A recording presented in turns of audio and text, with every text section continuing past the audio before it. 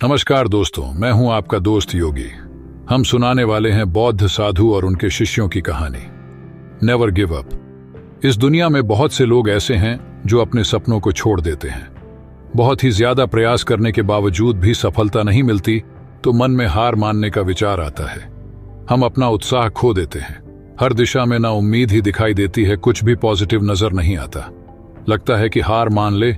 यदि आप भी ऐसा सोच रहे हैं तो मैं कहूंगा नेवर गिव अप। फिर भी दोस्तों, आप हार मान चुके हैं और आपको लगता है कि आप आगे कुछ नहीं कर पाएंगे तो मेरे इस पोस्ट को पूरा जरूर सुनिएगा।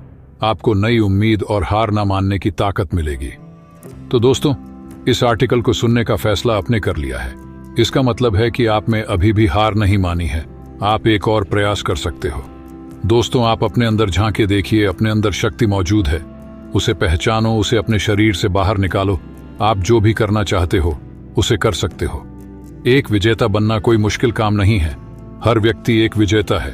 आपके अंदर एक विजेता है। उस विजेता का कहना है कि नेवर गिव अप। आप अभी भी निराश हैं और इसीलिए आप अपने लक्ष्य को छोड़कर जा रहे हैं। इसमें आपकी गलती नहीं है, क्योंकि ज्यादातर लोग ऐसा ही करते हैं।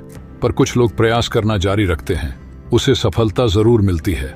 चाहे रास्ते में इतनी भी परेशानी क्यों ना आए, मंजिल उसी को मिलती है जो कभी गिव अप ना करे। जब आपने सपना देखा ही है तो उसे साकार करने के लिए आगे बढ़े। अब क्या हुआ? हमारी सबसे बड़ी कमजोरी हार मानकर बैठ जाना है, जबकि सफल होने का सबसे बड़ा कारण सतत प्रयास करना है। आपके इरादे बुलंद होने चाहिए। तब तक हार मत मानो जब तक लक्ष्य प्राप्त ना हो जाए।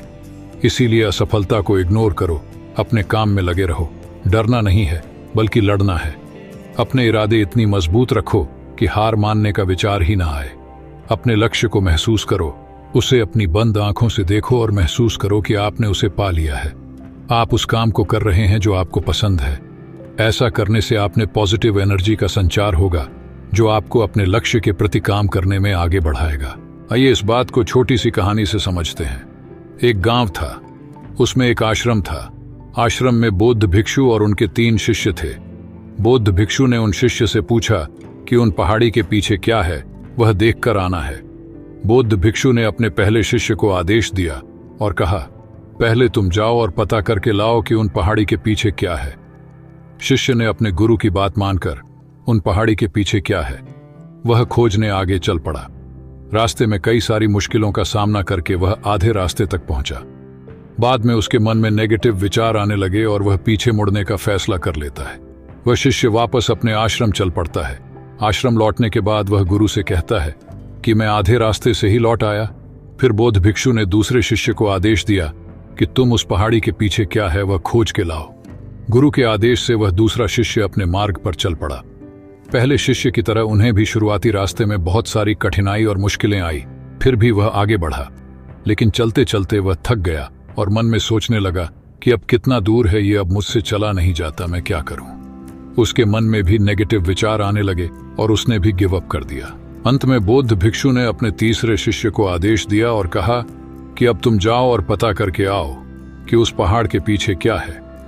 तीसरा शिष्य तुरंत ही आदेश मानकर अपने मार्ग पर चल पड़ा। मार्ग में आने वाली बाधा और मुश्किलों के बाद भी वह आगे बढ़ता रहा। वह चलते चलते थक भी जाता, फिर भी वह आगे बढ़ता रहा। जब भी वह थक जाए तो थोड़ा आराम कर लेता। वह सोचता कि अब थोड़ा ही दूर है, मुझे हार नहीं मानना है, मुझे बस चलते रहना है।